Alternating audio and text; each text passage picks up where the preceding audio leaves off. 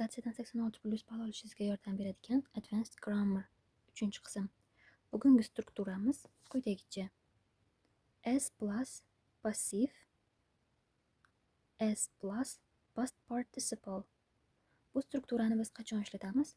Ko'pincha akademik writingda ishlatiladi va biror bir insonning, misol uchun olimlarning ishlariga, tadqiqotlariga ishora qilganimizda, ya'ni refer qilganimizda ishlatamiz. Ya'ni quyidagi misollarda ko'rib chiqishimiz mumkin. As is argued by Smith 2020, ya'ni Smith degan olim tomonidan muhokama qilingani kabi deb aytyapti. Keyingisida as has been shown in recent studies, oxirgi tadqiqotlarda o'rganilgani kabi, ko'rsatilgani kabi, ya'ni bu as plus passiv ko'rinishiga misol bo'ladi. Endi xuddi shu strukturamizda as it is argued desak, bu xato hisoblanadi. Ya'ni bunda biz it olmoshini ishlatmaymiz umuman. As it's argued deb aytadigan bo'lsak, unda xato hisoblanib qoladi. Yoki as it has been shown deb aytadigan bo'lsak, bu ham xato hisoblanadi. Ya'ni it olmoshini ishlatmas ekanmiz.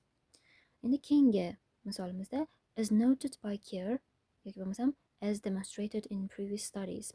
Bu as plus past participle.